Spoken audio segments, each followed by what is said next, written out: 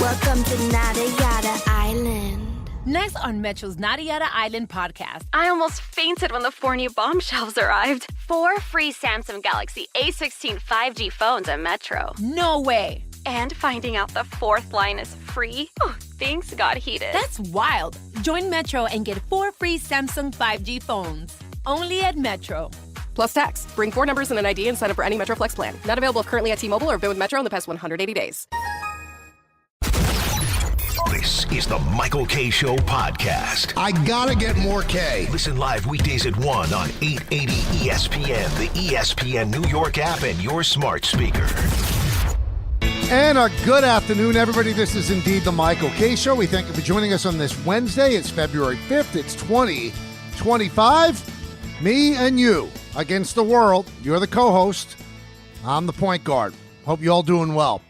You know, there's a method to my madness. So when I was working with Don and Peter, you know, I was the one who was looked at as snarky. I was the one who was looked at as, the unhappy one. I was the one who was looked at as the one who stirred it up. I was the malcontent. Now I've gone off on my own, and I'm doing this 2-hour show, which I'm enjoying immensely. But there is a little bit of a sidebar message to this. If you just listen to Carlin and Bart, or Bart and Carlin, whichever way they do it, Chris Carlin emerging as a bad guy. The guy that everybody thought I was. Carlin now is grabbing hold of that and running with it. He just eviscerated Alan Hahn. Eviscerated him. The great Alan Hahn of Don Hahn and Rosenberg. Because Alan was doing the TV shows on ESPN today. This was after doing the Knick game last night. So he had to get up at like 5 in the morning. And he was done at 10 when Carlin and Bart go on. And then Carlin said, can you open the show with us and we'll talk some Knicks? And Alan goes, I can't do it right here. I'll do it from the car. And Carlin took offense to that. Now, I understand what Alan was doing. Alan wanted to jump in the car, get home, maybe sleep for an hour, maybe kiss his wife hello, and then drive back into the city to do Don Hahn and Rosenberg. So he said, no, he's not going to do it in the studio with them. He'll do it from the car. That wasn't good enough for Carlin. So Carlin completely tried to napalm the guy's career. And then, in the midst of that, takes a cheap shot at Peter Rosenberg for not coming into the studio every single day when he lives a block and a half away from the station. It's fake news. Yeah, so this is what's happening, everybody. I was not the bad guy. Everybody's true colors coming out now. I'm the good guy. You hear me on these 2 hours. I don't fight with anybody. I don't snap at callers. I'm a delight. I'm an absolute joy. So maybe it was Don and Peter that brought that out in me. Or maybe I was just playing a role. Maybe I was being performative by being the agitator. Maybe that was what I was doing. Maybe I really am just an absolutely delightful person. You can be the judge. You be the judge. You listen to these 2 hours. Have you ever heard more delight coming out of a speaker than you hear with me for 2 hours? So Carlin has grabbed hold of the bad guy role. It's sad. It really, really is sad. But I'm happy for myself. Happy for myself. So I woke up today. I don't know if this ever happens to you. Woke up today, looked in the mirror, and said, boy, do you look like crap. I mean, I really look like death warmed over. I don't know why. Maybe it's because I turned 64 on Sunday and now that's in my head. But boy, I looked awful. We're very, very fortunate that this show is no longer simulcast. Because I might get thrown off the air the way I look. It's that bad. Now, also the last 5 days, my right heel has been killing me. So I went to a podiatrist today. They said, there's a foreign body in your heel. I said, what, like a splinter? He said, I can't even identify it. That's how my day has gone so far. But still, joyful, happy to be here, happy to be on this side of the grass, and ready to roll with you. That's the way I am. That's the way I am. And that's the way I want you to know. That's the way I want you to know I am. Now, it's strange. It's Wednesday of Super Bowl week. Now, I know there's a lot of other things going on. The Knicks with a big win yesterday. St. John's with a phenomenal win over Marquette. We'll get into that a little bit later on. And the Super Bowl seems to be a little bit of an afterthought. But one thing that I have noticed, listening to the shows, driving in yesterday, driving back home, is that there are a lot of Giant fans that say they like Saquon Barkley. And because they like him, they're going to be rooting for the Eagles to win the Super Bowl on Sunday against the Chiefs. And I don't get that thinking. It doesn't jibe with me. I don't understand what you're thinking. If you're a Giant fan, you can't root for the Cowboys, the Eagles, or the Commanders. You can't. I mean, you mean to tell me you have that much Chiefs fatigue that you're going to root for the Eagles to win a Super Bowl because Saquon Barkley is there? And I started to think there's a lot of people that feel this way. Now, there are a lot of normal people that actually say I could never root for the Eagles. And I think what Kayvon Thibodeau said yesterday, he's making the rounds on Radio Row, I think that what he said resonated. He said, I can't stand the Eagles, but I love Saquon. So I want Saquon to do well, but I don't want the Eagles to do well. Now, if you approach it like that, let Saquon get 200 yards and then the Eagles lose in the last second, well, then I understand that thinking. But the thinking that I don't understand, I want the Eagles to win because I like Saquon. But there's got to be different levels to this because when I was growing up, and I'm still not all the way grown up, although I look terrible today. When I was growing up, you loved the team. I mean, Jerry Seinfeld used to have a bit where he said, we're not rooting for the individuals. We're not rooting for the people that are wearing the uniform. We're rooting for the laundry. So if you're a Yankee fan, you're rooting for the Yankees. Now, hopefully you get a player that wears that laundry that you like, but you don't transfer that allegiance over to another team because that player's gone, leaves as a free agent, or is traded. You've got to stay with your team. Any other thing is, as Don would say, it's kind of fraudulent. You can't hate the Chiefs that much that you'd root for the Eagles to win a Super Bowl. You're supposed to despise the Eagles. I don't care if Saquon's there. Let me play this game with you. Let's say that Juan Soto was a Yankee for like 7 years, and you really grew to love him. You loved him. And the Yankees didn't want to re-sign him. He was 30 years old, 31 years old. They didn't want to re-sign him. And he ends up going and signing with the Mets. Now, the reason I'm making this a hypothetical, because there's no way you could have fallen that deeply in love with him after 1 year. So I'm saying that in an alternate universe, he stayed there 6-7 years until he's 31 years old. And then Yankees don't really want him back, and he signs with the Mets. So the Mets win the National League pennant. Got it? And they're playing the Toronto Blue Jays in the World Series. Well, I mean, what are you doing? Are you going to root for the Mets? And that's not even – and that's a team in your own division, but you don't hate the Blue Jays. I mean, the problem would be if the Mets played the Red Sox. You know what I mean? If the Mets played the actual Red Sox. Because you hate the Red Sox, supposed to hate the Mets. But if you're a real Giant fan, your allegiance to the Giants has to supersede your love for Saquon. Again, you can hope that Saquon does well on Sunday, but you can't hope that his team wins. And I think this is a byproduct of what sports, especially football, has become. Because especially younger fans now, they don't root for teams so much. They root for individuals because they're playing fantasy football. I think that's one of the reasons that football is so popular, because it's built for the fantasy game. So you pick your players. You don't pick them according to the teams that they're with. You pick them because you think they're going to do well for you. So every Sunday, why the NFL ticket is such and Red Zone is so popular, you're watching all these players score touchdowns or whatever you value in your fantasy league. You're not rooting for teams per se. You're rooting for players to do well. And somehow that's transferred over, that there's a segment of Giant fans, even if it's a small segment, you've lost me if there's a small segment. Oh, I want the Eagles to win because of Saquon. Mindless. Absolutely mindless. I can't make sense of it. I can't make sense of it. I won't make sense of it. because you know why? It makes no sense. It makes no sense. You can't root for the Eagles to win the Super Bowl. You're out of your mind if you do. Please, if you in fact do, please defend yourself. You know the deal with the show. You're the co-host. 1-800-919-3776. How could you do that? Now, St. John's. So I sat down, watched FS1 last night. And boy, Jason Benetti is good. Wow, is he a good broadcaster. He did the game with Bill Raftery. And St. John's outlast Marquette. So St. John's came in ranked 12th, Marquette ranked 11th. And St. John's now 20-3 after the win.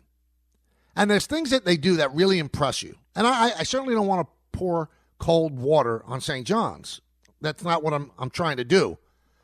Because when you watch them, you could see how beautifully coached they are, how they play with a controlled aggression. They play 100% every single moment of the game.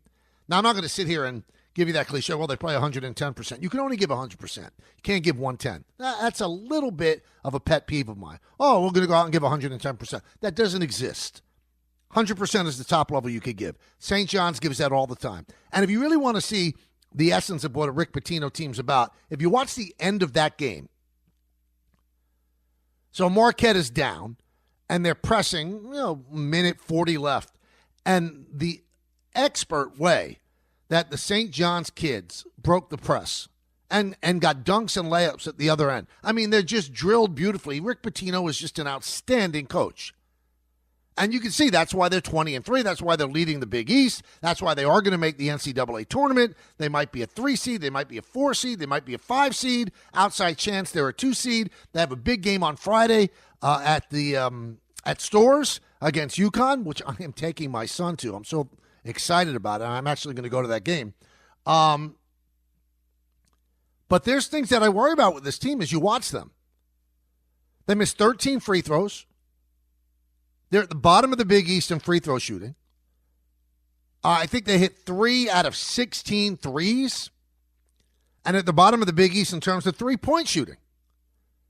You're going to get knocked off. You're going to get knocked off in the Big East tournament, and you're going to get knocked off in the NCAA tournament. Now, I don't think that anybody's going to sit here and think that St. John's could win the national championship. But this team is good enough, I think, to get to the Sweet 16, maybe if they get on a roll to the Elite 8, maybe. But if you play in a big game and you can't hit free throws, and in the way basketball is played right now, you can't hit a 3, you're going to lose a game because of that. They're winning games now because they're so expertly coached, and they play hard, and they're fundamentally sound. Defensively, they're great. But you tell me that you're not going to lose a big game, a big tournament game, by missing a free throw or their inability to hit threes. So if you play a team that hits threes well, it's going to be a battle of wills because St. John's doesn't give up the 3 that easily because they're so sharp defensively. But if you do have a team that's expert at threes, they're going to get threes for your 2, threes for your 2, threes for your 2. What I just said gives them a 9-6 lead. Because St. John's, and I said this about a month ago, the one flaw that I see in the way this team is, they can't hit 3-pointers in a time in basketball when that's all that matters. The mathematics tell you that's what matters. You have to hit 3s. So if you don't hit 3s and you don't hit free throws at a great rate, you're going to lose a game. You're going to get knocked out. So the dream season that you want for St. John's not going to happen. I don't think they're going to improve as a 3-point team. I mean, if you're not a 3-point shooting team, you're not a 3-point shooting team. So maybe they try to make up for it with their defense, defend the 3 so that you're playing even 2 for 2, 2 for 2, not 3 for 2. But missing free throws is a recipe for a heartbreaking loss. Mark that down. I said it on February 5th. So if they get knocked out in the first round in the NCAA tournament, or they get knocked out in the Big East tournament because they didn't hit free throws, remember I told you that. And I'm not breaking any new ground here. Everybody knows you watch the team play, they've got all the components of a team that could really do damage in the tournament, except they can't hit threes and they can't hit free throws. Not a good combo. Not a good combo. Knicks yesterday, another win. Vegas is unbelievable. I heard Don Hahn and Rosenberg talking about this. 5.5-point favorites. The Knicks going into Toronto yesterday. And Toronto's awful. And Don said, you know what? If I was betting the game, I would take Toronto. And, Toronto nailed it and narrowed it down to 1. And then Hart took over, and then Brunson hit big shots, and the Knicks end up winning by 6. It's almost like mystery theater. How did they do it? How did they do it? And I don't blame the Knicks by winning just by 6. Forget about style points. I don't care. Knicks are on a run right now. Second game of back-to-back. They probably got into Toronto at 3:30 in the morning. Everything was there for you to get, a tough loss. A look-ahead loss where they have the Celtics on Saturday night at the Garden. And they just played a big game, and they won a big game against Houston the previous night. So it was all there for a letdown. But they got out to an early lead, and that held them. And then they got big baskets, 2 big baskets by Hart, and then a couple of threes by Jalen Brunson, who had another wonderful game. And the Knicks continue to roll. Next stop, the Garden against the Boston Celtics. 1-800-919-3776. Let's go to the phones. Let's go to Adrian in Westchester. Adrian. Hey, Mike. I think Giants fans empathize with Saquon because they've been burned by ownership just the same way Saquon has been burned by ownership. How have Giant fans been burned by ownership? With their incompetence and their hirings over the past several years since Eli 2011. Right. There's several ways. And Saquon wanted to be here, would have been here if it was up to him and ownership. Up to him, but ownership decided otherwise. No, ownership did. Ownership turned the reins over to the GM, and the GM didn't want him. You saw Hard Knocks. John Mara wanted him. He let Joe Shane make the decision. Okay, but Adrian, bear with me. I want to get, because you sound like an intelligent fan. Do you love the Giants? You've been burned by ownership, but do you love the Giants? I do love the Giants. Then do you hate the Eagles? I do hate the Eagles. So are you rooting for the Eagles to win Sunday? I am not. I'm not. Okay, then we're on the same page. We're on the same page, except if Saquon is a champion, I think it sends a message. It sends a message already that so many Giants fans are rooting for Saquon because, okay, I think I want to respond to your previous point about the uniform. Right. I think maybe 30, 40, 50 years ago, the uniform is all the fans see. But today, with media, social media, we're seeing more than just uniform. We're seeing John Mara and his decisions, coaches and their decisions. And to me, it's been hard for me to separate what I know about these decisions and just the game on Sunday. Well, you know what? That's fair. And I think that the prism in which we view sports now certainly does make you think like that. And also fantasy football, where you do root for individuals. But when you say the Giants look bad if he wins the Super Bowl, no, they look bad already. He gained 2,005 yards. He's had, 6 touchdowns of 60 yards or more? They look ridiculous. And the bottom line is, it's not like they made a bad decision for them. He would not have had 2,005 yards if he stayed with the Giants. They would not have won that many more games because they didn't have a quarterback.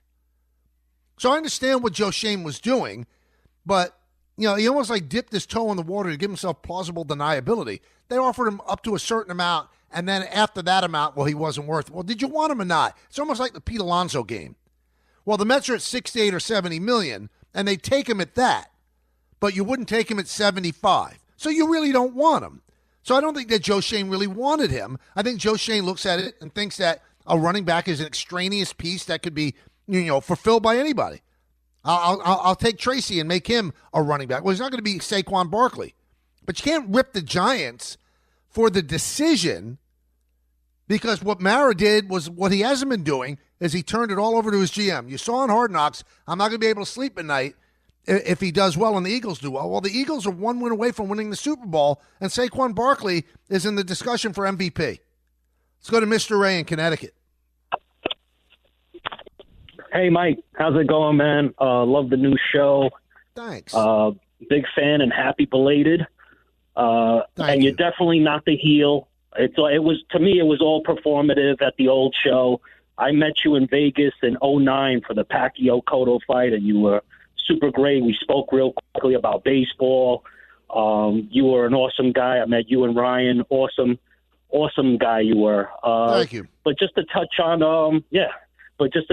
what you were saying, I don't care if the Chiefs were going for 10 in a row. I would never root for the Eagles or anybody that's a rival division or not, a rival period, would never. So even if the Chiefs were going for 10 in a row, I'd be rooting for the Chiefs right now, just like I rooted for the Patriots when they lost to the Philly Special a couple of years back. That's really all I wanted to say. Thank you. Love the show. You know what? And keep Thank at it. you. You're rational. A rational Giant fan cannot be rooting for the Eagles to win. They can't.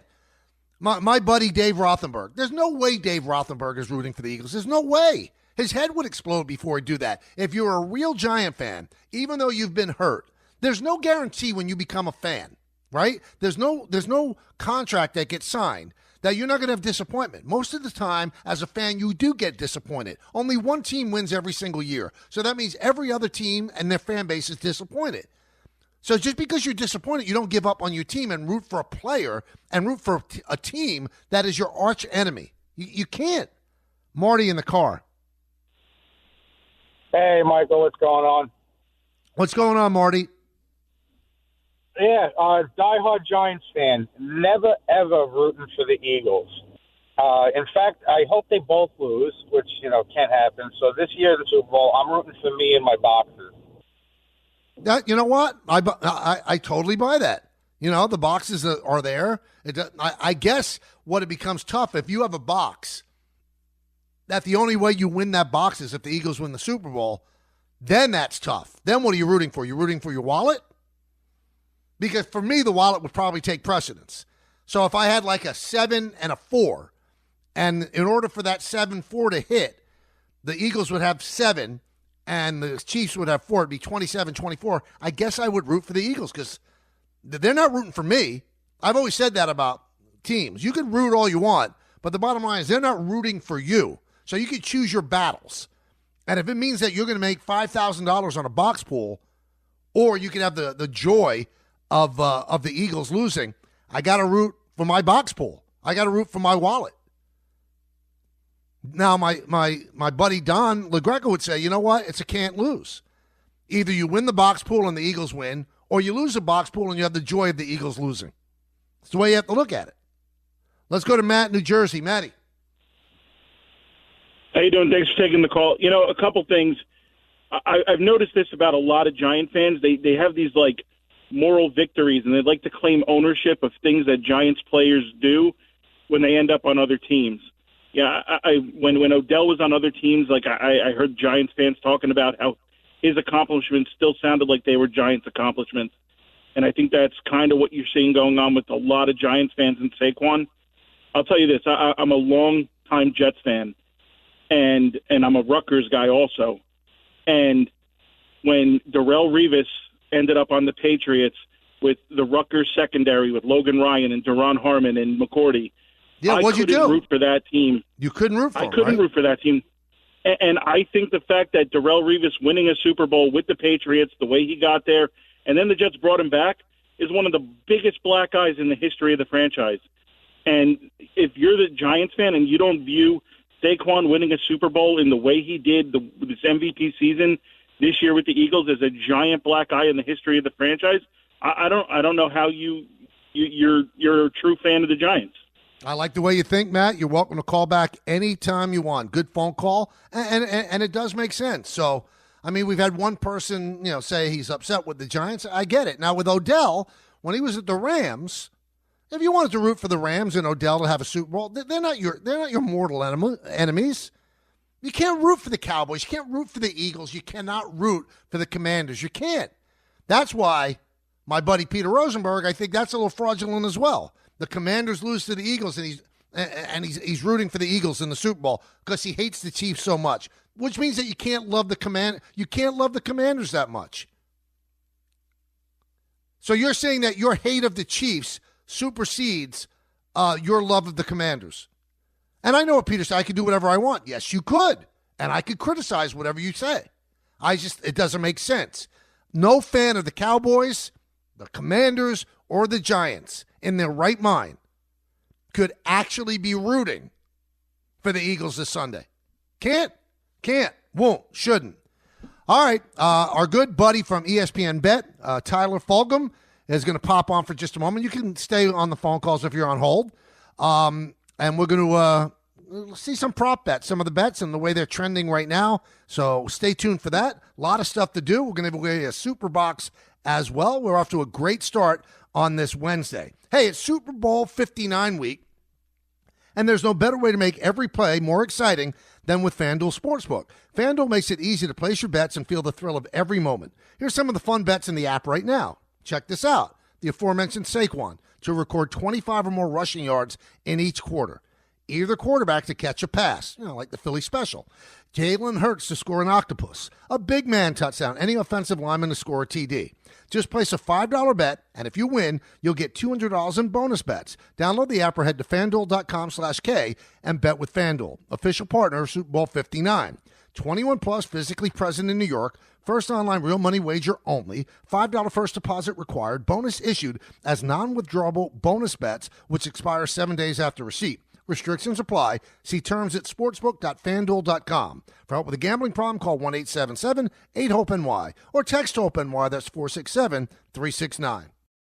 When you think about businesses that are selling through the roof, like Aloe or Allbirds or Skims, sure, you think about a great product, a cool brand, and brilliant marketing. But an often overlooked secret is actually the businesses behind the business making selling, and for shoppers, buying, simple. For millions of businesses, that business is Shopify. Nobody does selling better than Shopify, home of the #1 checkout on the planet. And the not-so-secret secret with Shop Pay that boosts conversions up to 50%, meaning way less carts going abandoned and way more sales going. So if you're into growing your business, your commerce platform better be ready to sell wherever your customers are scrolling or strolling. On the web, in your store, in their feed, and everywhere in between. The secret's out. Businesses that want to grow, grow with Shopify. Upgrade your business and get the same checkout Untuckit uses. Sign up for your $1 per month trial period at shopify.com/network. All lowercase. Go to shopify.com/network to upgrade your selling today. Shopify.com/network. TaxAct knows you probably don't need help filing taxes. But if you get stuck, we have live experts you can talk to. And who knows, you could hit it off and become long-term tax friends, staying up late at night, talking about deductions, refunds, personal exemptions. Heck, you could even fall in love and create a little dependent of your own one day. Or they could just answer your filing questions. TaxAct. Let's get them over with. My dad works in B2B marketing. He came by my school for career day and said he was a big ROAS man. Then he told everyone how much he loved calculating his return on ad spend. My friends still laugh at me to this day. Not everyone gets B2B, but with LinkedIn, you'll be able to reach people who do. Get a $100 credit on your next ad campaign. Go to linkedin.com/results to claim your credit. That's linkedin.com/results. Terms and conditions apply. LinkedIn, the place to be, to be. Thanks for listening to the Michael K. Show podcast. He's been here a long time, and he's going to be here even longer. Catch the show on demand whenever you want. Just subscribe to us wherever you get your podcasts. Now, one of the things about the Super Bowl that make it as popular as it is it's a very bettable event in so many ways. Somebody just mentioned the box pool and all the exotic bets and things like that. And I said, let's get good friend Tyler Fulghum on from ESPN Bet and see what he could tell us about where the line is moving and some of the interesting exotics as well, the prop bets. And Tyler joins us now. Tyler, it's Michael K. How you doing? Hey, Michael. Thanks for having me on. I appreciate it. I appreciate you coming on. So let's look at the game first. Has the line moved precipitously one way or the other? Or has it pretty much stayed the same from the opening line? Yeah, it hasn't moved too much. It's opened at 1.5. The Chiefs were a 1.5-point favorite, and we're still at that. Though the speculation is that we could see it move closer to a pick'em, or even the Eagles being a slight favorite by the time we get to kickoff on Sunday. A lot of the analytically driven gamblers think that the Eagles have the better team, so you could see some professional or sharp bettors come in late on Sunday in Pound, Philadelphia. So if you're a little better, just a casual better, and you're going to take the Eagles, it would be a good choice then to go now and get the 1.5 at least, right? You're talking like a smart bettor there, Michael. That's exactly right. If you believe that, and I tend to believe that because our ESPN FPI analytic indicates that Philly should actually be favored by 2 points. I think that is going to mirror a lot of the other models used by the professional groups out there. So if you like the Eagles, bet them right now. I think you're going to get the best of the number betting them right now. If you like the Chiefs, like I do personally, I would maybe hang and wait until Sunday, see if they become a pick'em or even a slight underdog. All right, let's talk about some of the prop bets. What are the ones that interest you, and what are the ones that you're leaning toward? Yeah, obviously Saquon Barkley's going to be very popular here. He's been such a star in this playoffs with the big plays, the explosive plays. He's been a big reason why Philadelphia is in this game. My favorite way to approach Saquon is actually just target his longest rush. His total rushing yards prop is way up over 100, and while Saquon, of course, can do that, you're asking for a lot there. What if they're trailing early in this game and they can't run the ball as much as they want? So I like his longest rush to go over 25.5 yards. That's the line we have at ESPN Bet. Go back to that game against the Washington Commanders. Remember, he ripped off that first play for 68 yards, and you thought, he's going to smash the over on his rushing yards. He didn't get there. Now, he scored, 2 or 3 touchdowns and had that long run, but he didn't get over 124.5 yards because they were blowing out Washington so bad that he just didn't get the opportunities. So I'll just isolate that one big play that we need from Saquon. Don't care when it comes. My favorite way to bet him is over 25.5 for his longest rush. And it's also interesting because Sal Palantonio was on with us the other day, and he said that he thinks that the Eagles are going to throw a lot, especially at the beginning. So that's going to take away a lot of Saquon in the first half. So that could lead some people to bet a certain way as well when it comes to Saquon. I think that's a great point. I also like on the Eagles side the Jalen Hurts total passing yards prop to go over 199.5. Like Jalen's had a few games, late in the season that I think have influenced that line to come down, where for most of the year it was closer to 225.5. But I like the Chiefs to build a lead, to play from in front, and I like, even if the Eagles do jump out early, like Sal Pal said, maybe they're using their passing game and A.J. Brown and Devontae Smith and Dallas Goedert a little more. So over 199.5 yards, we saw him do that in the NFC title game. I think he'll do it again in this matchup against the Chiefs. All right, what are some of the props on the Chiefs side that interest you? Patrick Mahomes obviously is the star here. I think if you like the Chiefs to win the game, something you should consider is instead of betting the Chiefs spread or the Chiefs money line, just bet Patrick Mahomes to be the Super Bowl MVP. Because, Michael, what are the chances that at the end of 60 minutes, the Chiefs are hoisting a third Lombardi trophy and it's someone else other than Patrick Mahomes that's deemed the MVP? That's going to require 2 defensive scores from one player or 3 touchdowns from Travis Kelce. But keep in mind, if Travis Kelce has 3 touchdown catches, that means Patrick Mahomes has at least 3 touchdown passes. So right. I think if you like the Chiefs, you might as well just bet Patrick Mahomes. I think he's plus 105, plus 110 to be the Super Bowl MVP. And that's what I'm going to do since I like the Chiefs. I think you might see him use his legs a bit more, over 5.5 rushing attempts. I think it's 6.5 at ESPN Bet. He uses his legs more in the playoffs. And keep in mind, if the Chiefs are winning and they kneel down at the end of the game to ice it, those count as rush attempts. Yeah. That's another reason why I like him going over 6.5. And I think Travis Kelce is going to have a bigger game. I would try and build a same game parlay with Travis Kelce, something like 5 catches, 60 yards, maybe a touchdown. He was way too quiet in the AFC title game, I think. In what could be his last game, Michael K., I think Kelce has a big day. All right, so give me some of the goofy stuff, like the national anthem length like that. I mean, how much could you literally bet on something like that? And isn't there a way to get inside information on that? Yeah, absolutely. There's a way to get inside information. If you see the rehearsals or hear the rehearsals, I know people who bet like to do that, try and find that information. There's, of course, the Gatorade. What color will be the Gatorade bath for the winning head coach? I'm going to bet purple there, again, because I like the Chiefs. And if you recall the last 2 Super Bowls that they've won, purple was the Gatorade that was thrown on Andy Reid. So I imagine they're a bit superstitious in that regard. Why mess with a good thing?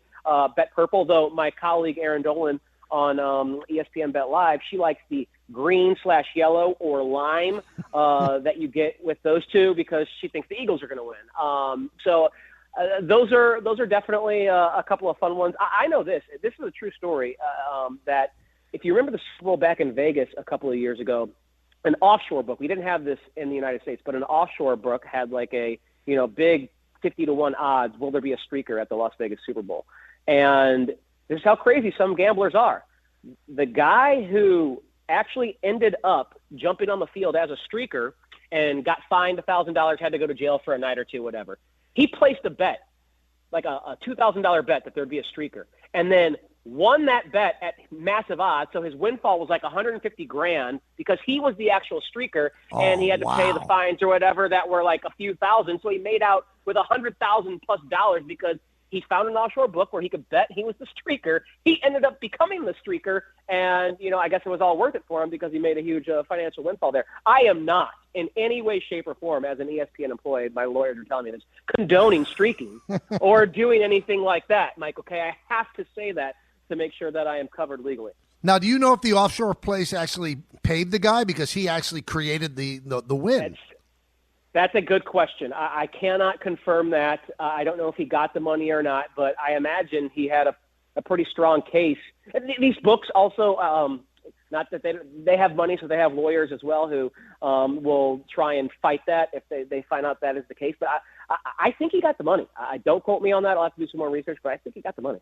Now, is anything like that on ESPN Bet, some wacky bet like that? No, we don't have any streaking bets. Like I said, the domestic books don't want to promote that type of thing. There's like one of my favorite ones at ESPN Bet. We don't have the like how long the national anthem will be. That's, again, something that you can kind of get inside information for. We do have the coin toss, and what's unique about ESPN Bet is we're offering true even odds. It's even money on both sides, and it's even money for what team you think is going to win the coin toss. In some books, they charge the juice, like minus 104 or minus 105 for the coin toss, which is not fair. We're at least being fair and giving it a true 50-50 proposition on the coin toss. I think the most fun we have, or the most like goofy one, is the Gatorade one. Great stuff, Tyler. Thank you for popping on. That was fun. I appreciate it. All right, everyone. Good luck betting the Super Bowl. Hope everyone is able to win a few bucks while they enjoy the game. And don't streak, Tyler, all right? I'll keep my clothes on, Michael, I promise. Thank you so much. That is Tyler Fulghum from ESPN Bet. A good spot with him. We appreciate him coming on. So there's so many wild and wacky things that you could bet on. And imagine, like, I guess it's like betting red or black in roulette if you're going to bet the coin toss.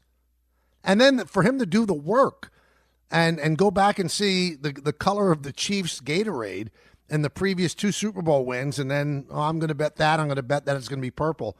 Just amazing stuff. But I think that gambling is driving sports now. I really do. Hey, Game Time is brought to you by Tullamore Dew Irish Whiskey, because when it's game time, it's Tully time. At 7 p.m., Rangers host the Bruins at Madison Square Garden. Pregame's at 6:30. You can hear it right here on 880 ESPN. And at 7:30, the Nets with a shocking victory over the Rockets yesterday. They host the Wizards at the Barclays Center. Tullamore Dew, the original triple distilled, triple blended, triple cask matured Irish whiskey. Be sure to grab a Tullamore Dew. Try the new Tullamore Dew Honey during today's action. Glasses up to enjoying Tullamore Dew responsibly. All right, when we come back, you get a chance at a Super Box, and we're running out of days to do this, so this is one of the 2 times you'll do it on this show. We'll take more phone calls, 1-800-919-3776. Again, 1-800-919-3776. That's your number to be a co-host on the show, albeit for a minute you will be a co-host if you actually get through. It's the Michael K. Show right here on 880 ESPN. Grainger knows space at your facility is limited. As a maintenance specialist, you only have so many spots for backup products in your inventory roster, which means space on your bench comes at a premium. Well, when it comes to breadth and depth, Grainger's got you covered. They've got over 1 million industrial-grade products. Plus, fast delivery helps reduce the inventory you need to keep on hand, freeing up space and capital while giving your operation a winning edge. Call 1-800-GRAINGER, click Grainger.com, or just stop by a local branch. There's one thing that will forever change the way you sleep, and it's the softest 100% organic cotton bedding from Boll & Branch. You'll fall asleep faster, wrapped in the most luxurious comfort. You'll never sleep hot again with airy blankets, cloud-like duvets, and breathable sheets. You'll experience pure comfort on night 1 and feel your bedding get softer with every wash. Discover the difference with 15% off your first order at bollandbranch.com with code SPORTS15. Exclusions apply. See site for details. Every idea starts with a problem. Warby Parker's was simple. Glasses are too expensive. So they set out to change that. By designing glasses in-house and selling directly to customers, they're able to offer prescription eyewear that's expertly crafted and unexpectedly affordable. Warby Parker glasses are made from premium materials like impact-resistant polycarbonate and custom acetate. And they start at just $95, including prescription lenses. Get glasses made from the good stuff. Stop by a Warby Parker store near you. Thanks for listening to the Michael K. Show podcast. He's been here a long time, and he's going to be here even longer. Catch the show on demand whenever you want. Just subscribe to us wherever you get your podcasts. Congratulations go out to Aaron and Samantha Judge. They announced the birth of their daughter, Nora Rose. So Aaron and Samantha, first-time parents with little Nora Rose Judge. Congratulations to both of them, and hope Aaron is able to get some sleep. It's Superbox Bonanza 6. Each qualifier will take home an ESPN prize pack and have a chance of one of 10 Superbox prizes. Be caller number 10 right now at 888-987-ESPN to select a box for the big game with a chance to win $250 in the first and third quarters, $500 at halftime, and a final score payout of $1,000. All brought to you by Tullamore Dew Irish Whiskey, Sloman Security, and Security Dodge. Shop 24/7 at securitydodge.com during their President's Day sales event. One more chance to win a box here on this show, and then you'll have a couple of chances on Don, Hahn, and Rosenberg as well. So the trade deadline in the NBA is tomorrow, and there's rumors heating up that Kevin Durant might be traded back to the Golden State Warriors from Phoenix. And it might be a multi-team trade that eventually gets Jimmy Butler to Phoenix, which is the only place he wants to go, and that he will sign an extension. I don't know why they would do that. And Jimmy Butler wanted to play with Kevin Durant, so wouldn't it be odd if they do this and Kevin Durant is traded in order for Jimmy Butler to get there? They'd like to trade Bradley Beal, but there's not a market for him, and you're not trading Devin Booker because you're building around Devin Booker. What would really stink is if Durant goes back to Golden State. He should have never left. He should have never left. He'd have several more rings. The aggravation of being with Brooklyn and what happened there, and Kyrie led him there, and then James Harden, and then he gets traded to Phoenix, and then look up. You're right back where you should have stayed in the first place. There was no reason for him to leave, and he wanted to go someplace else and win a title without Steph Curry and Draymond Green and the likes, and Klay Thompson. Well, he didn't win a title. If anything, he didn't really burnish his brand at all. And if he wanted to win a title without the help of the other people that, he won as a free agent there, you should have stayed in Oklahoma City. It's funny, Phoenix is playing Oklahoma City tonight, and Durant in all likelihood is not going to be playing. He's listed as doubtful. And the reason he's listed as doubtful, they say it's a left ankle sprain, but he's listed as doubtful because they don't want him to get hurt before he gets traded. And did you see the new rule that they put in the NBA? They changed all the charter flights that they don't want people in the air knowing they just got traded. So they're going to wait before the flights take off for the deadline to go. It's so silly. Like, what would the guy do? Freak out if he's on the Phoenix plane and he finds out he was traded to Golden State? It's so silly, but that is a rule that they're doing for this trade deadline, which leads you to believe that they probably are going to be making a lot of trades. 1-800-919-3776. Let's go to Lake in Spokane. Lake. Hi, Michael. Hello, Lake. So I want to just give a little of my perspective. Well, first off, I was born and raised in northern Idaho. Now I'm living in eastern Washington. But all of the teams that I root for are East Coast teams. And so first, I just want to say I really appreciate your show. It allows me to kind of stay connected to that side of the country, sports-wise. How do you listen to us? On the app? Yeah, on the app. Oh, very cool. And I love it. It's super awesome. Anyway, I know you're kind of part of what you've been talking about is not rooting for teams within your division because it's fraudulent or whatever. But I just wanted to give a little bit of my perspective. So because of, being a fan of a team where I never kind of have been to that area. Mm-hmm. I haven't grown up, like my parents weren't, I'm a Patriots fan. My parents weren't Patriots fans. Like my brother's a Packers fan. We kind of just chose teams because we didn't live anywhere near like a professional sports team.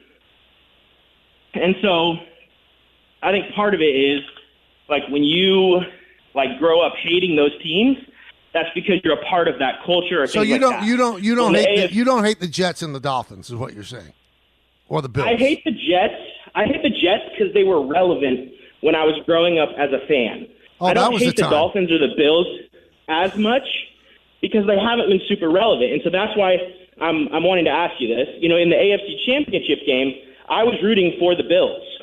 But because I'm a big Patriots fan, I'm a big Brady fan, and I think part of what it means to be a Patriots fan is to have that kind of DNA of like, you had the greatest quarterback of all time.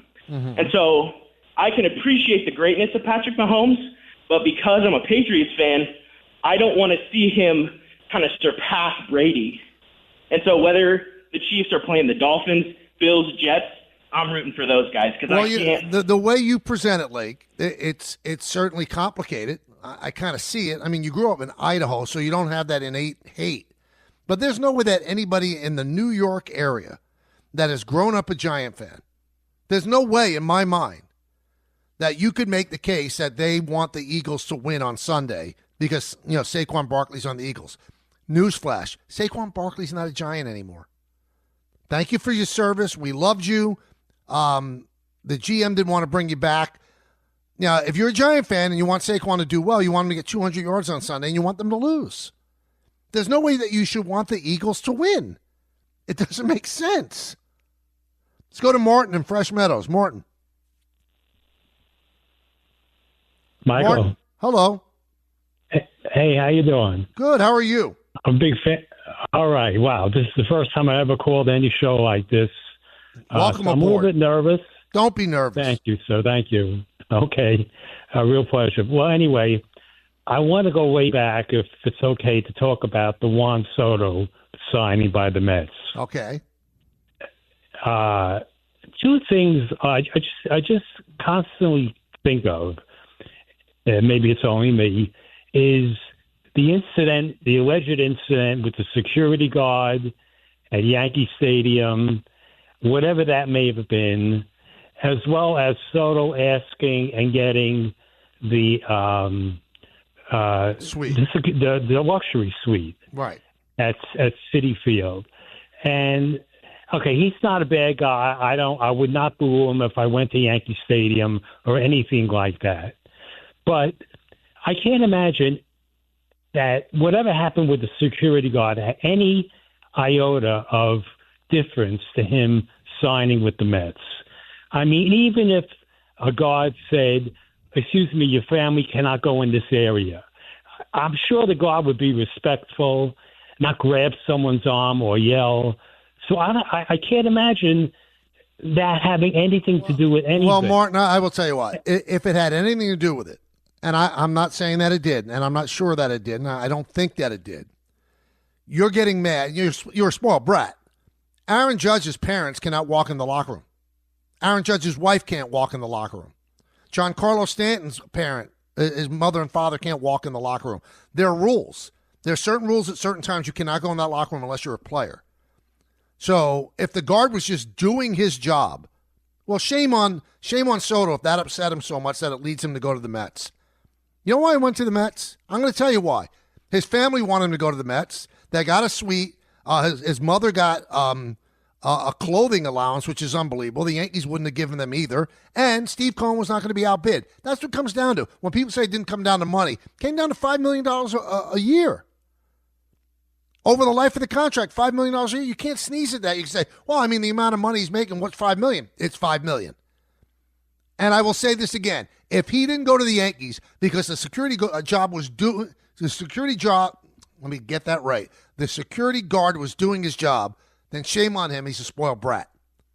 But I give him too much credit for that. The times I know Juan Soto, I don't think that would be an issue. You're going to get mad because somebody actually did their job and was enforcing major league rules, Not just the Yankee rules, Major League rules. There are certain times you cannot go near that clubhouse. I'm the Yankee announcer coming up on 34 years. I can't walk in there. Aaron Judge is the biggest star on the team. His wife can't walk in there. His dad can't walk in there. So because the security guard's doing his job, you're going to go to Citi Field? Well, good luck if that's the case. Hey, come out to see Don, Hahn, and Rosenberg live this Friday at 3 p.m. from the Tap Room in Rockville Center, Long Island, for a special countdown to kickoff broadcast to get you ready for the big game. We're bringing the big game experience to you at the Tap Room, steps away from the LIRR station in Rockville Center. It's brought to you by Tullamore Dew Irish Whiskey, Sloman Security, and Security Dodge. Shop 24/7 at securitydodge.com during their President's Day sales event. Our next guest was an assistant coach with the Eagles under Andy Reid, an offensive coordinator with the Chiefs under Andy Reid. He was the head coach of the Eagles in their only Super Bowl win. That's right, Doug Pederson will join us next right here on the show, so stay tuned for that. And then Mike Lupica at 2:30 because it's Wednesday, and that's what we do on a Wednesday at 2:30. Mike Lupica joins us. It's Super Bowl 59 week, and there's no better way to make every play more exciting than with FanDuel Sportsbook. FanDuel makes it easy to place your bets and feel the thrill of every moment. Here's some of the fun bets in the app right now. Saquon to record 25 or more rushing yards in each quarter. Either quarterback to catch a pass. Jalen Hurts to score an octopus. And a big man touchdown. Any offensive lineman to score a TD. Just place a $5 bet, and if you win, you'll get $200 in bonus bets. Download the app or head to FanDuel.com/K and bet with FanDuel, official partner of Super Bowl 59. 21 plus, physically present in New York, first online real money wager only, $5 first deposit required. Bonus issued as non-withdrawable bonus bets, which expire 7 days after receipt. Restrictions apply. See terms at sportsbook.fanduel.com. For help with a gambling problem, call 1-877-8-HOPE-NY or text HOPE-NY. That's 467-369. Thanks for listening to the Michael K. Show podcast. You know what? Check yourself. Hear more from Michael K. weekdays at 1 on 880 ESPN. Suck it up and like it. The ESPN New York app and your smart speakers. In case you didn't know, these young men are driven, quite remarkable, magnificent, and unmistakable. These are the prodigies, the savants, the ones we've been waiting for. And they are not asking for you to pass the baton. They are methodically planning the perfect moment to take it. A new generation of Toyota drivers are here, and they want you to know one thing. You can't stop my drive. Welcome to Nada Yada Island. Next on Metro's Nada Yada Island podcast. I almost fainted when the 4 new bomb shelves arrived. 4 free Samsung Galaxy A16 5G phones at Metro. No way. And finding out the 4th line is free? Oh, things got heated. That's wild. Join Metro and get 4 free Samsung 5G phones. Only at Metro. Plus tax. Bring 4 numbers and an ID and sign up for any Metro Flex plan. Not available currently at T-Mobile or been with Metro in the past 180 days. This is the Michael K. Show podcast. I gotta get more K. Listen live weekdays at 1 on 880 ESPN, the ESPN New York app, and your smart speaker. Welcome back to the Michael K. Show, everybody. 2:03 here on the East Coast of the United States. Super Bowl coming up on Sunday, and it's a very rare group. This is Super Bowl 59, and very few men have had the opportunity to coach a Super Bowl winning team. And our next guest has actually done that, the only Super Bowl that the Eagles have ever won, and that is Doug Pederson, nice enough to join us now on the show. Doug, how you doing? Michael here. Hey, Michael, doing great. Thank you for having me on today. You spent a lot of time with Andy as an assistant with the Eagles and then as offensive coordinator with Kansas City. A simple question, but maybe it's a complicated answer. What makes him as good as he is as a coach? I just always break it down to one thing. He's consistent in what he does. He's obviously convicted in the things that he believes in. He's always stuck to that, and he's got his teams to believe in that same philosophy. And Andy's a guy that just doesn't change much. Now he'll change with the times, and he'll change with his team, but his philosophies, his methods, the way he practices, the way he leads his team is so consistent, and it's no surprise that they're back in the Super Bowl again. He said yesterday, Doug, that he plans to be back next year, and my answer to that is why would he leave? Every coach wants a situation like Andy has where he's running the show and he has a great quarterback, and as long as his health is okay, why wouldn't he continue to coach? Oh, man, he just loves it so much, and there's no reason. I'll tell you this, the team that he's put together, that him and Brett Veach and the organization has put together there in Kansas City with the quarterback and the players they have, there's no reason to step away. And the consistency, I mean, they're winning, obviously won 15 regular season games, this year, I believe. Why step away? He's got such a great thing going. It would be hard for him to step away knowing Andy. And so I don't, again, it doesn't surprise me that he said, hey, I want to come back for another year. All right, so you spent a lot of time with him in Philly. Watching him and coaching against him with Kansas City, has he changed at all as a coach? I know his beliefs and his methods, you say, are the same, but have you seen a change in him as a coach in that time? I think the biggest thing, or one of the changes, is just how you see his players react to him, and how enthusiasm and excited they are. He's really embraced that. I spent so much time in his office and just talking about those moments, and I think the older and every year that he goes along in this league, he appreciates it more. He's having more fun. He's enjoying the journey, and he knows that there's probably just a few more years left, but right now he's just having so much fun doing it, and his players react that way, and you see it on the sideline, and he's intense. He wants to beat everybody, on that other sideline, and it shows in his team. Our colleague Sal Palantonio was on with me the other day, and he said that if the Chiefs win on Sunday and win 3 in a row, that would be the most unbelievable accomplishment in the NFL, even greater than when the Packers won the last NFL championship and then the first 2 Super Bowls. He said, just because the way the league is right now and how transient it is. Would you agree with that, Doug, that it's tougher now than ever before to keep a team together like this to win 3 in a row? Yes, 100%. I'd agree with that. And you're seeing in Kansas City that they're doing it a lot of different ways. They lose players, they sign players, they draft well. Obviously, free agency, they make good trades.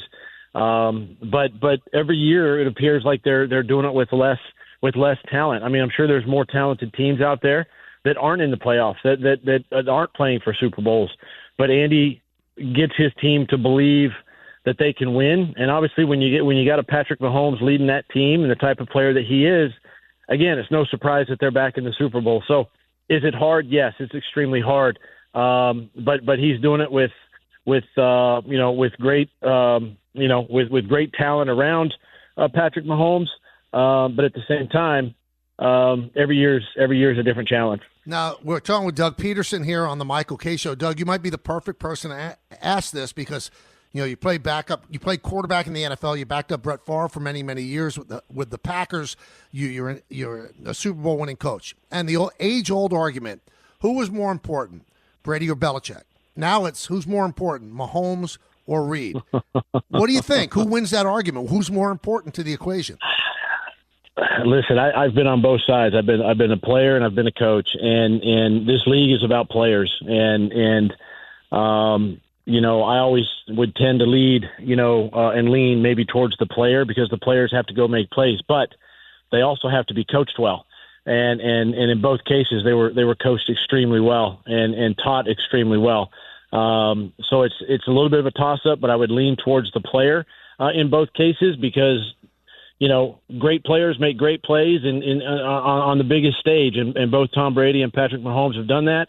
But again, they've had great leaders, alongside them along the way. It would almost seem sacrilegious even 2-3 years ago for anybody to even think about saying somebody could be the equal to Tom Brady. But people are starting to say that about Patrick Mahomes. He still has a ways to go. But you think that it's fair to say in the same breath Tom Brady and Patrick Mahomes? I think it's fair. I still think you got to give Tom Brady what he did in New England, and then obviously what he did in Tampa Bay that one year, leading them to a championship. And so, yeah, I'd still say Tom Brady, but Patrick Mahomes is definitely, in that conversation. And, if he continues to play the way he's playing, if he continues to stay healthy, there's no reason why he couldn't, push Tom Brady for that Super Bowl record. All right, so let's get in the mind of Vic Fangio, Doug. How do you slow down Mahomes? I mean, one of the keys is you can't let him roll out either. And then you look at silly stats. I don't know what they mean, but Fangio is 0-8 lifetime against Patrick Mahomes. So what does he have to have the Eagles defense do to slow this guy down? Well, I think number one is just you have to, you have to. I don't want to say surprise Kansas City, but I think you got to show them something they haven't seen on tape. Number one, whether it be a pressure, it could be a disguised coverage. One of the things that Pat does really well is he gets the ball out of his hand extremely fast, and he's got some skill and ability around him with, obviously Xavier Worthy and his speed, and Pacheco in the backfield, and Travis Kelce, and all those kinds of players to get the ball to. And really, I think you got to get Kansas City in some third downs. I think you got to get them in some third and long situations, and that's being able to stymie the run game. Obviously, if you're going to force Pat Mahomes to throw the football, that's obviously his strength. But I think you got to show them something they haven't seen. And if you can get to Patrick Mahomes, which is hard to do, you got to make sure you get him on the ground because he's a tough athlete back there. He can break tackles. He's not the fastest guy, but at the same time, he's very elusive and can throw, exceptionally well on the run. So I would say Vic Fangio's got his work cut out for him this week. But if he can somehow mix it up and not be too predictable on defense, then it gives him an opportunity to slow down that offense. Doug Pederson is our guest here on the Michael Kay Show. Doug, how good is Spagnuolo? How much do you respect Spagnuolo? Oh man, I think the world of Spags and what he's done and with that defense and again, he's taken, I think, maybe even some less talent and done extraordinary things, with those guys. And those guys bust their tail. I mean, obviously we know Chris Jones. I mean, he's a game wrecker. He can get after the quarterback, whether he's at a 3 technique, he's a defensive end, wherever he may line up. You got to know where Chris Jones is, and Spags is the type of guy that's gonna, he's gonna give you a wrinkle. He's gonna give you a surprise pressure. He's gonna show things differently in the back end, and that's what's going to, try to keep, the Eagles off balance a little bit right there. His biggest challenge, obviously, is to slow the run game. Saquon Barkley, Jalen Hurts, those guys, and I would say try to put the ball in the air as much as he can. And again, I think both teams, if they stay out of the third and long, 3rd and 7, 3rd and 8 pluses in this game, gives you an opportunity to stay on the field and have more possessions and obviously lead to points. Doug, I got to tell you, I'm one of the few native New Yorkers. I like Philadelphia. I like the people. I love how they love their sports fans. I'm just curious, what was it like winning a Super Bowl for that city? Back when we won it, obviously it was the first one. Now, Coach Reid did take the Eagles to a Super Bowl before, obviously lost to the Patriots, which was in Jacksonville. But winning for the first time in Philadelphia, I still, to this day, run into a lot of Eagles fans around the country who watch that game and are so appreciative of winning that game. What it meant to their family, generational granddads, fathers, sons, and where they were, and the impact that it made in their lives to win a championship in the city of Philadelphia. And obviously, it's one of my greatest accomplishments to do that. And so appreciative of my time there, but winning it for that city and for those fans, and then to have that parade like we did, to see all those people out there supporting the Eagles, it is definitely one of the greatest sports towns, in America. Is there a day that goes by without somebody asking about the Philly special? Never. I'm down here in South Florida, and there's a lot of Eagles fans down here, and we run into them. That's the first thing. Other than thank you for the Super Bowl, they always bring up the Philly special and talk about that play and just a well executed play and great timing to run it. And in fact, I spoke to Nick Foles yesterday and we talked a little bit about the memories of the Super Bowl and just texted back and forth and that's always one of the plays that's going to be remembered. All right, so on a personal level with you, it looked like it was going great in Jacksonville. I think you're such an outstanding coach, and then it looked like it fell apart. What do you think happened, Doug? Yeah, our first year, I don't know if we snuck up on people or what, but we played extremely well. We finished strong down the stretch, made our run into the postseason. Made it to the divisional round. Obviously, lost to Kansas City in the divisional round. Played them tough that day. We fumbled on about the 5-yard line in the fourth quarter with a chance to get ourselves back in that football game. But the second year, we start out 8-3, and I don't know if we were, beating our chest a little bit or reading our press clippings or something like that. But injuries did begin to pile up. Our quarterback, Trevor Lawrence, wasn't healthy down the stretch. He had a shoulder. I think he had a concussion in there, and was playing a little bit banged up at the end. And we just didn't stay consistent. We just didn't execute the way we were executing in the first half of the season. And then this past year, with the changes that we made, who would have thought that it would have gone? I never would have thought in a million years that it would have gone the way it did with the type of team we had, the roster that we had. We'd signed our quarterback to the big contract and really felt good, going into this past year, and just slowly things began to sort of unravel. And when you lose like we did, I think it was 10 one-score games. That's hard to swallow. And that team now needs to learn how to overcome that and learn to finish better, learn to, take those losses and flip them, whether it be, making one more play or taking care of the football a little bit more, whatever it might be. But they've got the right leader at quarterback. I believe in Trevor Lawrence. I think he's a guy that can lead that team. I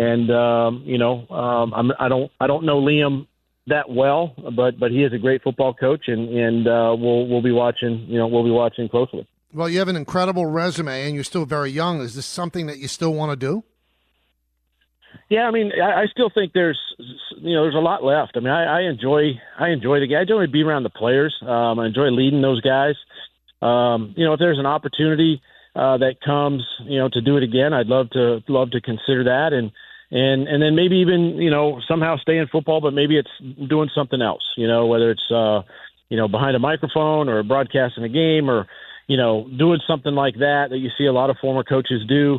I don't know. The door's open, and I'm just gonna I guess just follow your gut and see what's right for me and my family, but I'll take some time and process everything the last couple of seasons and what we've done and go from there. Would you ever go to the Belichick route and go to college?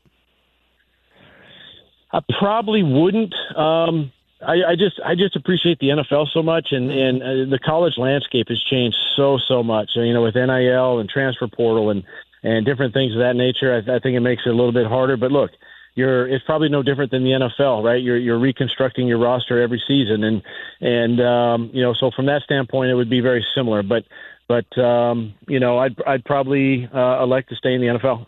All right, final thing. You have a great relationship with Coach Reid, and obviously you're God in Philadelphia. Who are you rooting for on Sunday? I knew you were going to ask me this question. Obviously, I'll tell you this. I'll be quite honest. Would I love to see Andy Reid three-peat? I sure would, because he was a mentor. He's a coach with me. He coached me in Green Bay. He obviously coached me in Philadelphia. He got me, my start in this league, and I would love to see him make history. Obviously, right there. But again, on the other side of it too, I think it'd be great for the city of Philadelphia. To get a second Super Bowl here in about 7-8 years. So. I'm kind of stuck in the middle. I'm kind of torn just a little bit because I know what it means to both sides. And whoever takes care of the football, whoever executes the best, particularly on third down, is going to win the game. And I'm hoping it's going to be like that. I'll tell you what, Doug. I think you're going to make a great broadcaster because you just perfectly straddled the line right there. Exactly. You got to know how to dance the dance. You know what I mean? Well, enjoy the game on Sunday. Thanks for popping on. We really appreciate it. Yes, sir. Thank you so much for having me. Have a great day. All right, that's Doug Pederson. So good stuff from him, and I think it's going to be a good game. I'm kind of surprised. I really am that there's not more of a buzz about it, and I think that one of the reasons there's not as much of a buzz about it and I think this has become a thing, you completely eliminated a week of football. Well, I don't understand why they can't have the Super Bowl a week after the NFC and AFC championship games. You've completely taken the air out of the balloon. Last week, nothing. Nobody was talking about football. And this week, especially in New York, there's so many other things going on. The Knicks are playing well, St. John's, the Pete Alonso situation, all of that. It's kind of like tamped it down a little bit. But we wanted to pop on Doug and also talk about some bets earlier with our guest Tyler Fulghum. So we're trying to get a little bit of the narrative going, but I don't think it's as hot as it should be. I just don't. 1-800-919-3776. Let's go back to the phones. Gordon in Forked River. Gordon. Hi, Michael. Hello, Gordon. First time caller. Love the show. You won me over with the center stage. You're a great interviewer. Thank you very much.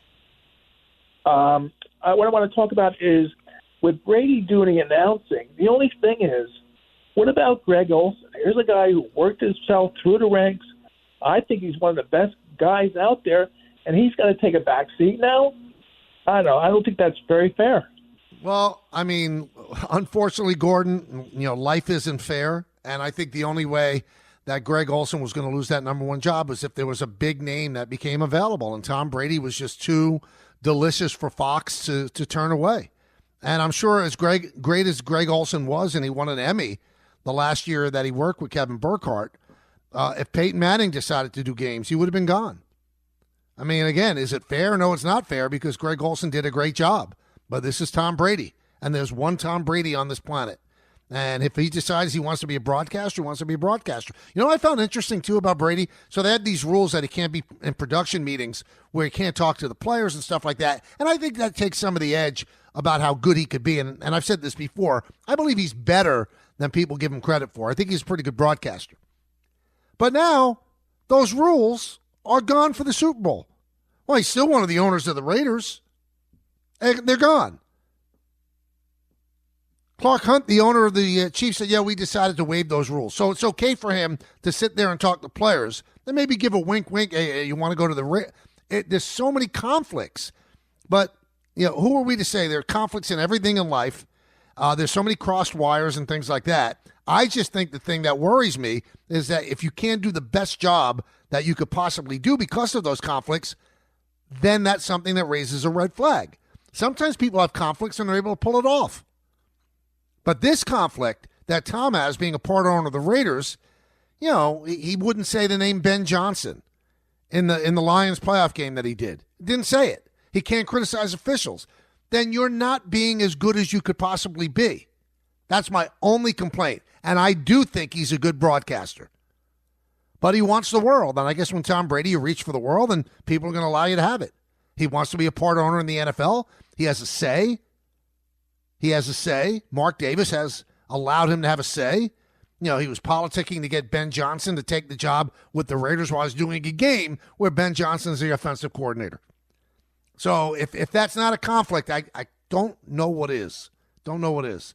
And Andrew Marchand tweeted out earlier that Brady's going to do a sit-down with Patrick Mahomes on Super Bowl Sunday. So that should be pretty amazing. Two of the greatest quarterbacks to ever do it. Talking with each other during the pregame show on Fox. Hey, it's the final week of Superbox Bonanza 6 and your last chance to get your box for the big game. Listen daily from 6 a.m. to 7 p.m. through February 6th.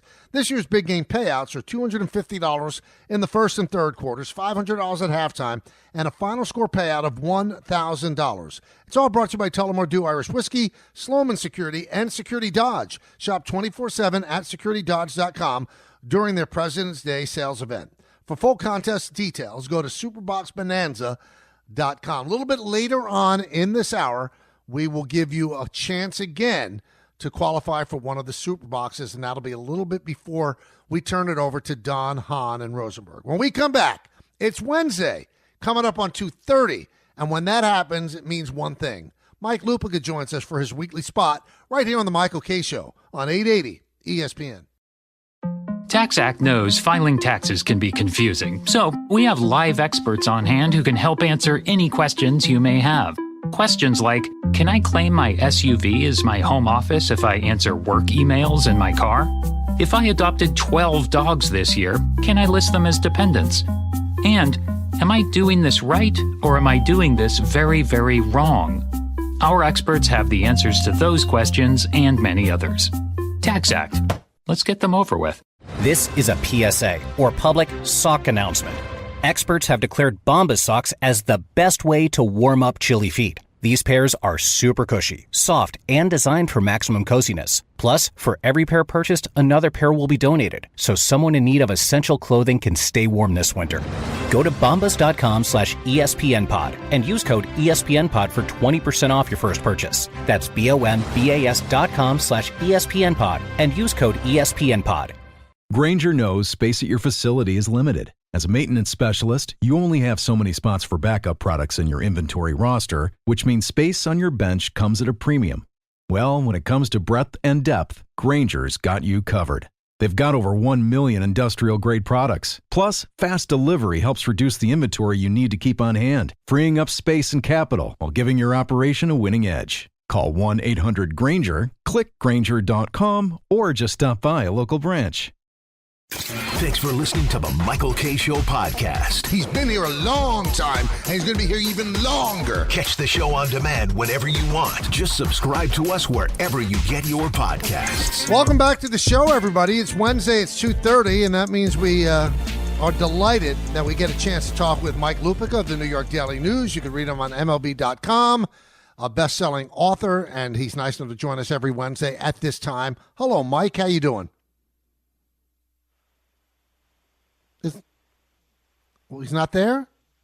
What do you mean I'm not there? Come on, let's go. Let's pick up the pace. I'm a busy man. I know. How you doing? I'm fine. How are you? Good. I was talking about this earlier, Mike. I don't feel the buzz about the Super Bowl. Now, I feel buzz because I love to watch greatness. I can't wait to see Kansas City play on Sunday. But do you think that there's a lack of buzz about this game?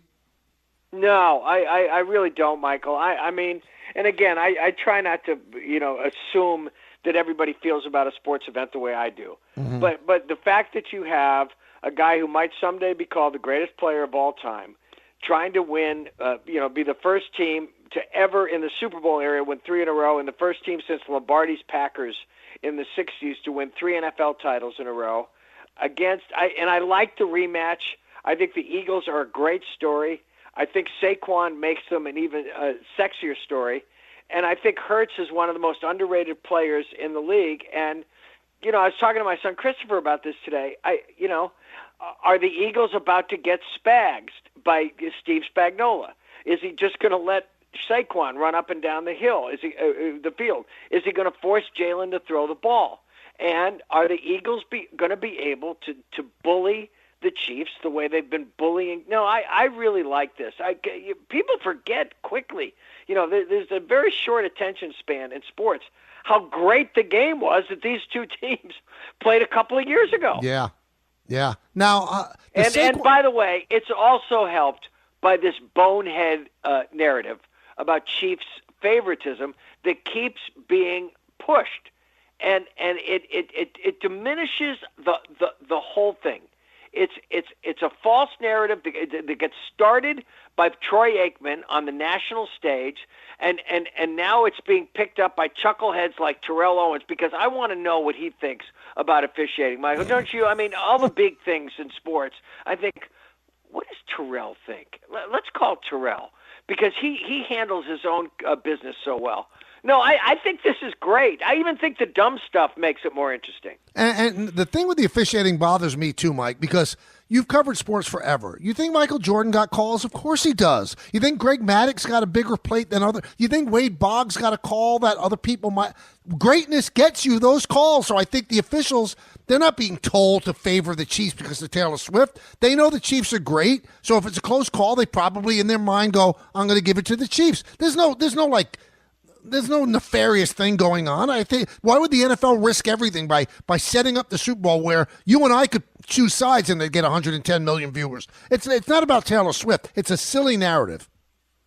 Michael, it gets sillier by the day, and you're 100% right. How many games, Michael, did we watch when Derek would knife back from the plate, and you'd say, wait, that looked like a strike to me, and it would be ball one. Right. I mean, it was just part of it. And the idea, I think we talked about this before, the idea that this team has been able to win one close game after another and one big game after another and consistently come from behind in the Super Bowl the way they have, and it was that somehow the refs were a factor in this. Michael, every time I see a story about this or hear somebody even addressing it, I actually start to feel myself losing IQ points. Oh, no. You don't want that. You don't want that. No, not at this stage. No, I mean, God almighty. Getting back to Barkley, I think it's a fascinating thing. I think that the Giants not signing him is probably the greatest thing that ever happened to his career, because if he came back to the Giants, Mike, he would not have had 2,005 yards. Nope. They might have won 5 or 6 games, and he would have been out of the playoffs again. And although we want to jump Joe Shane for not, it wouldn't have changed the Giants because they don't have a quarterback. Do you agree that this is the best thing that ever happened to Saquon? It's the best thing that ever happened to it because of the circumstances. It's the worst thing that ever happened to the Giants. And Hard Knocks, Michael, I think I've asked you this before. I don't know what the rules are for having to do Hard Knocks.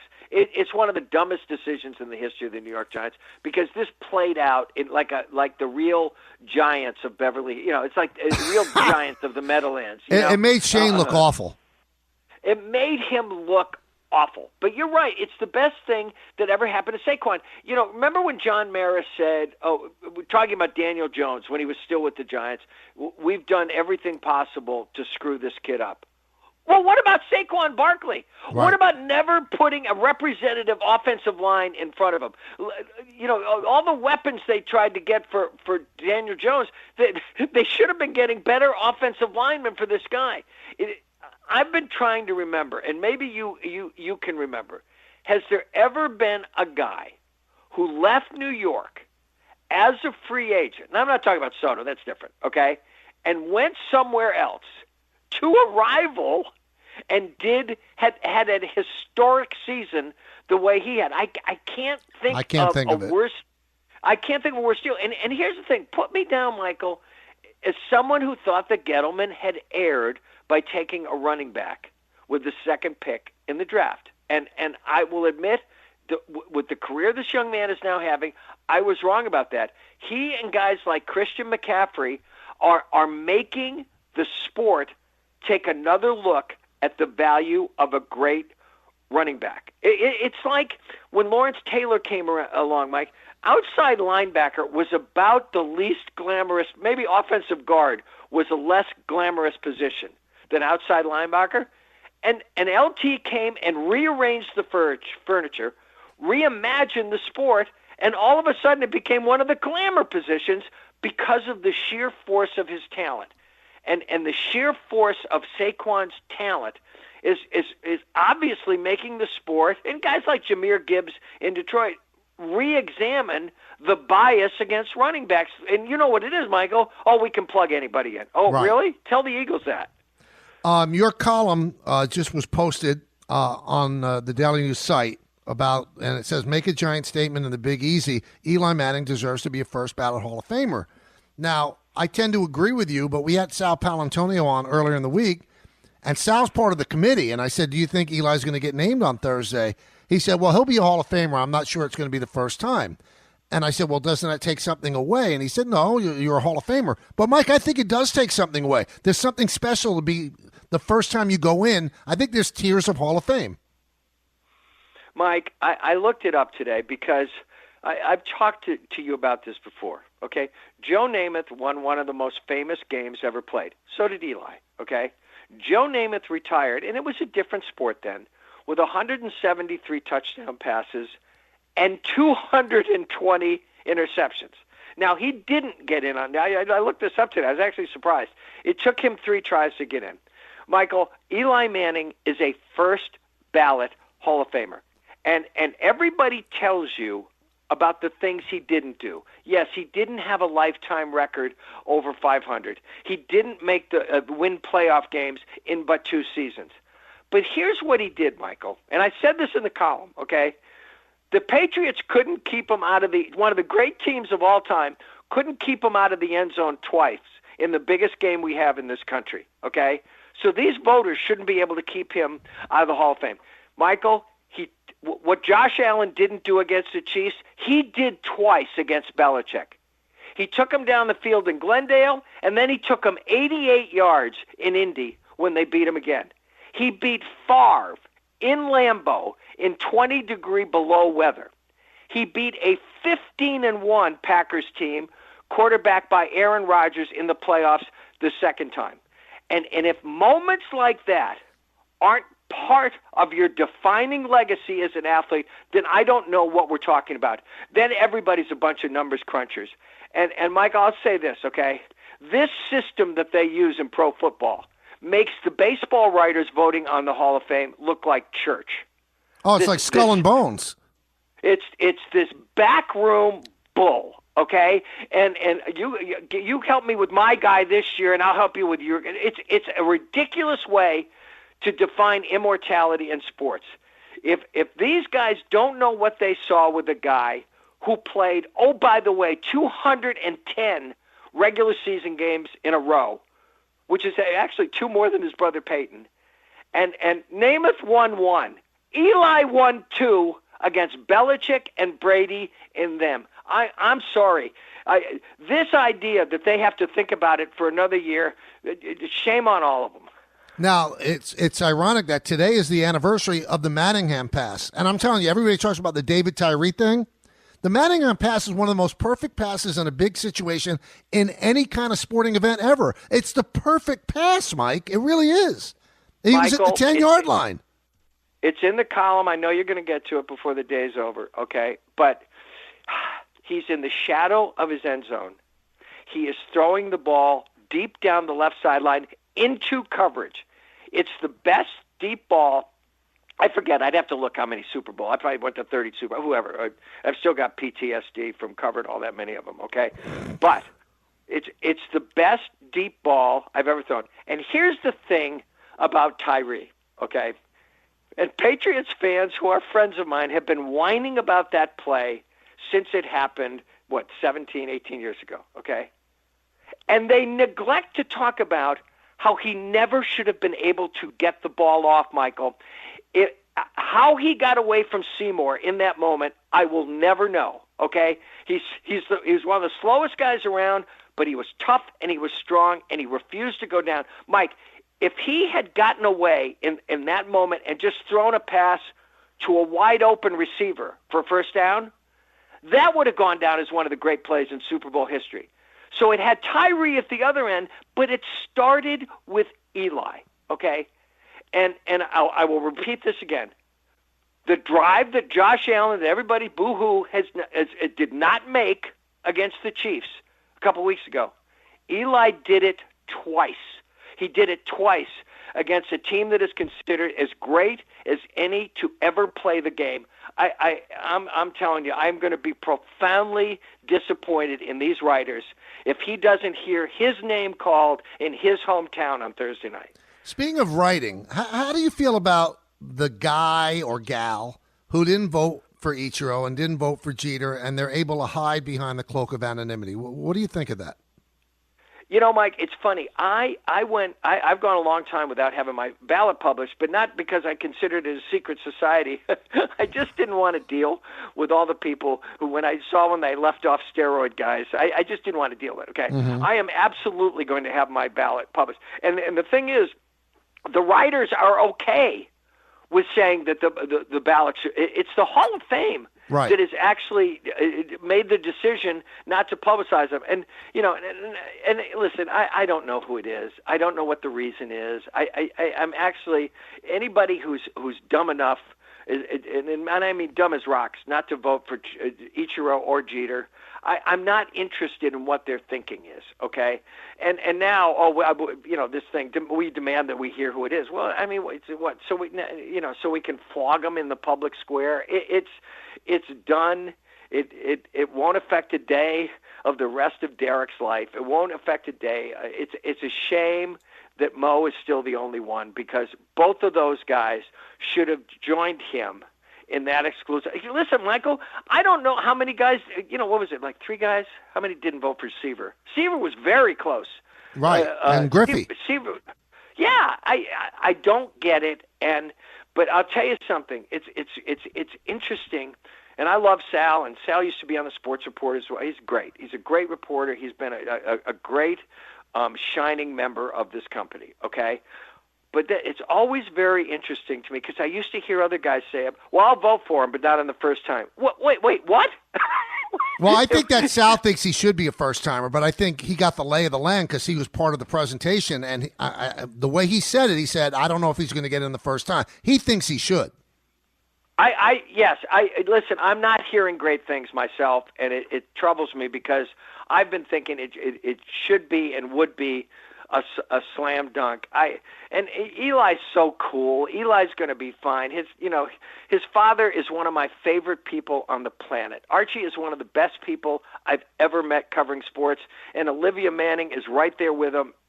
It would be such a wonderful thing for their family in New Orleans to have his name called on Thursday night. And I'm going to be more sad than angry if it doesn't happen. Mike, great stuff as always. Enjoy the game, and we'll talk to you next Wednesday. Okay, pal. Bye-bye. Thank you so much. That's Mike Lupica. His story is up right now on the Daily News website if you want to read his thoughts on Eli Manning and how he should be a first ballot Hall of Famer. Hey, it's Superbox Bonanza 6. Each qualifier is going to take home an ESPN prize pack and have a chance at one of 10 Superbox prizes. Be caller number 12 right now at 888-987-ESPN. So select a box for the big game with a chance to win $250 in the first and third quarters, $500 at halftime, and a final score payout of $1,000. All brought to you by Tullamore Dew Irish Whiskey, Sloman Security, and Security Dodge. Shop 24/7 at securitydodge.com during their President's Day sales event. When we come back, we're going to finish it up with a little round of hit and run. I know you want to be a part of it, and also we'll take some phone calls. 1-800-919-3776. It's the K-Show right here on 880 ESPN.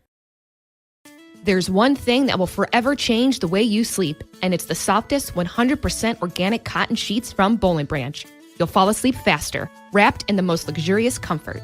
You'll never sleep hot again with sheets that feel breathable to sleep in. You'll experience the purest softness on night 1 and feel your sheets get even softer with every wash. Discover the difference with 15% off your first set of sheets at bollandbranch.com with code SPORTS15. Exclusions apply. See site for details. When you're a small business owner, having your bookkeeping and taxes in order comes at a cost. I'm not just talking about your money. I'm talking about your time, hours and hours that you could have spent actually growing your business. But guess what? It doesn't have to be that way thanks to Found. Found is a banking platform that doesn't just consolidate your financial ecosystem. Found automates manual activities like expense tracking and finding tax write-offs. Found makes staying on top of invoices and payments so easy. Oh, and by the way, other small businesses are loving Found too. This Found user said, quote, "Found is going to save me so much headache. It makes everything so much easier. Expenses, income, profits, taxes, invoices even," unquote. And Found has 30,000 five-star reviews just like this. Open a Found account for free at found.com/sports. That's found.com/sports. Found is a financial technology company, not a bank. Banking services are provided by Piermont Bank, member FDIC. Don't put this one off. Join thousands of small business owners who have streamlined their finances with Found. When you think about businesses that are selling through the roof, like Aloe or Allbirds or Skims, sure, you think about a great product, a cool brand, and brilliant marketing. But an often overlooked secret is actually the businesses behind the business, making selling, and for shoppers, buying, simple. For millions of businesses, that business is Shopify. Nobody does selling better than Shopify, home of the #1 checkout on the planet. And the not-so-secret secret with Shop Pay that boosts conversions up to 50%. Meaning way less carts going abandoned and way more sales going.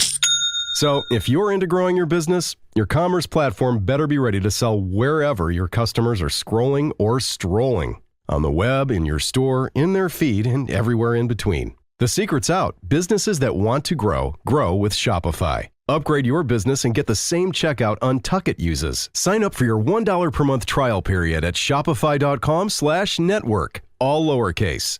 Go to shopify.com/network to upgrade your selling today. Shopify.com/network. Thanks for listening to the Michael K. Show podcast. He's been here a long time, and he's going to be here even longer. Catch the show on demand whenever you want. Just subscribe to us wherever you get your podcasts. This is Hit and Run. You know how this is played? I'll just give you my thoughts on some of the things going on in the world of sports and outside of sports as well, and we'll move it along quickly. Do you know that on this day in 1999, Mike Breen and Walt Clyde Frazier made their debut together on the MSG network? 26 years later, they're still together, and on that day, that was also the debut of Latrell Sprewell as a New York Knick.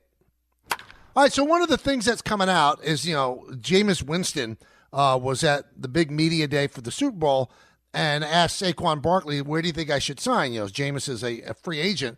And Barkley said, well, the Giants need a quarterback. No, it's all well and good. That's kind of a cute line. I will tell you right now, no way if I'm the Giants do I want Jameis Winston. First of all, he's a goofball. Second of all, he's highly inconsistent. Why is that the guy that you would want? Absolutely no way do I want the Giants signing Jameis Winston. The things he said it's distracting. He's just out there. Not a bad guy. I'm not saying he's a bad guy. He's a goofball. I don't need my quarterback to be a goofball. Think about the great quarterbacks in the history of the NFL. How many of them are jokesters? How many of them are goofballs? Not many, if any. You think Patrick Mahomes is a goofball? No. Dan Marino wasn't a goofball. Peyton Manning, well, he turns out that he's got a great sense of humor. He wasn't a goofball. I mean, I need somebody who's locked in that their whole life is football. They can't be a goofball. I do not want Jameis Winston. All right, so the Yankees. With the signing of Tim Hill, which was a good signing because it completes what really should be a tremendous game-changing bullpen. They signed Tim Hill. And according to COTS contracts, which keeps track of where everybody is, their payroll, the Yankee payroll is now at $304. The Cohen tax is $301. So I'm going to make this as clear as I can. If you're going to be over the tax by $2-3 million, then you should be over the tax by $15 million if it completes your team. Now, if they're planning on trading Marcus Stroman and eating enough salary that it gets them under 301, then I understand. So if 301 is the hill they want to die on, then I get it. Then we go into spring training with any combination of three guys to be the third baseman and Alex Jackson being the backup catcher. Great. Understand. If 301, you don't want to go over it for the third straight year and all the penalties that come with it, I understand. But if you're going to be a little bit over, then you got to be more than a little bit over. That's all there is to it. You've got to be more than a little bit over it. There's no other way to look at it. They can't look at it any other way. They shouldn't look at it any other way. I'd be very, very surprised and disappointed if they did. But my gut feeling is they'll get under 301. But you can't be at 304 and say, well, that's enough, because you're still going to suffer all the penalties. So there is something called Pacoda projections from Baseball Reference. And they will tell you they'll run a lot of simulations, what the team is going to end up with win-wise. So this is the American League East. The Yankees are the top team in the American League, and in the American League East, they're projected to win 89.7 games. Baltimore's at 88.9, so not that big a difference. Toronto at 84.2, Tampa Bay at 82, and Boston at 78.7. The second-place team in the American League in terms of win projections by Pacoda is 89. In the National League, Atlanta has a 91.9 projection. The Mets at 89.1, Philadelphia at 87.6, Washington 74.1, and Miami 62.1. The top team in Major League Baseball projection-wise by Pacoda, the Dodgers at 103.6, which is amazing. Amazing. Then Atlanta at 91.9. This one I don't get. They're usually right. Sometimes they're wrong, but they're usually right. This one jumps out at me a little bit. They have the Chicago Cubs projected at 90.5 wins, and then the Mets are at 89.7. So I thought I'd have some fun with that. And as for playoff odds percentage, They have the Dodgers 99.2% to make the playoffs, Atlanta 88.7%, Chicago 87.1%, the Mets at 80.1% to make the playoffs, and the Yankees at 77.6%. And finally, this jumped out at me. There's still a lot of free agents out there. Think about the Yankees. They got to the World Series last year. They lost in 5 games to the Dodgers. 2 guys that played every game in the World Series and played huge roles on the Yankee team, Anthony Rizzo and Alex Verdugo, they don't have an offer. They haven't had a bite from a team yet. These guys played major roles on a team that got to the World Series, and they can't find a job. I don't know what that says exactly. It shows you maybe that the Yankees overachieved because these guys don't have a job. Rizzo and Verdugo don't have a job. Amazing stuff. That's Hit and Run for today. We have another big show planned tomorrow. We're on from 1 to 3. You know the rules. You know the rules of engagement. That's the way it works. It's me and you. You're the co-host. You know the number. You could call in, be on hold until 1 o'clock tomorrow, or wait and enjoy Don, Hahn, and Rosenberg because they're coming up, and they've got a great show planned as well. So great guest today on the show. I really, really enjoyed it. Tyler Fulghum from ESPN Bet.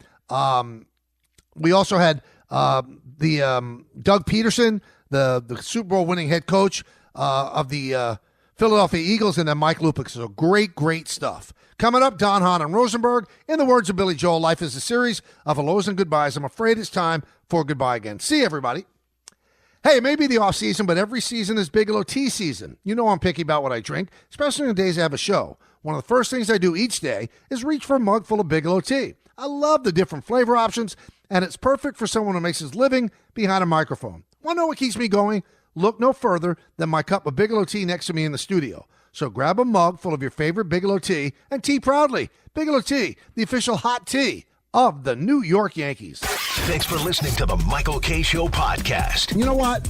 Check yourself. Hear more from Michael K. weekdays at 1 on 880 ESPN. Suck it up and like it. The ESPN New York app and your smart speakers.